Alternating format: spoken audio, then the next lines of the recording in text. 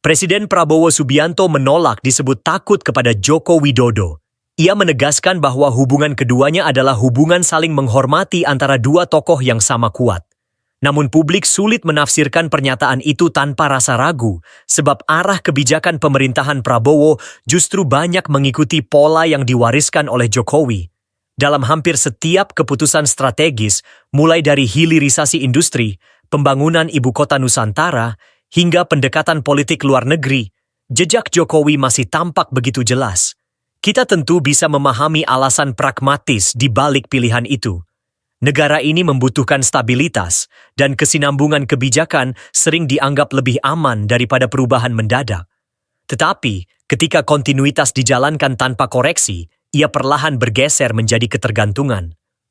Pemerintahan baru yang semestinya membawa visi segar justru terlihat berhati-hati, seolah takut melangkah keluar dari bayangan figur yang dulu menjadi rival politik. Di balik penegasan bahwa ia tidak takut, tersimpan persoalan yang lebih dalam. Apakah Prabowo sungguh berdaulat dalam kekuasaan yang ia pimpin, atau ia masih terikat pada konsensus lama yang dibentuk oleh Jokowi? Pertanyaan ini tidak lahir dari prasangka, melainkan dari kenyataan politik yang tampak di permukaan. Banyak wajah lama yang kembali mengisi kabinet, banyak kebijakan lama yang dijaga tanpa evaluasi berarti, dan banyak kepentingan lama yang tetap beroperasi dengan nyaman. Dalam sistem seperti ini, perubahan hanya menjadi slogan, bukan gerak nyata.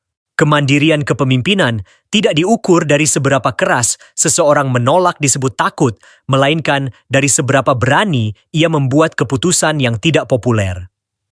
Publik tidak menuntut konfrontasi antara presiden dan mantan presiden.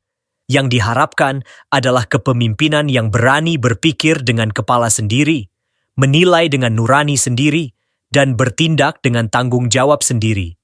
Bila semua kebijakan hanya diteruskan tanpa penilaian kritis, maka pemerintahan ini akan tampak seperti kelanjutan administratif dari era sebelumnya, bukan awal dari sesuatu yang baru.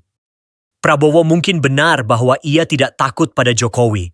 Tetapi keberanian bukan diukur dari penolakan verbal, melainkan dari kemampuan untuk menegakkan arah sendiri, meski berisiko tidak disukai oleh kekuatan lama yang dulu mengangkatnya.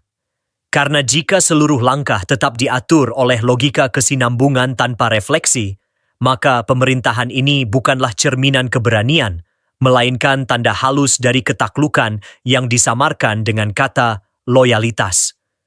Pada akhirnya, sejarah tidak menilai siapa yang paling hormat, tetapi siapa yang paling berani berdiri tegak di antara bayang-bayang.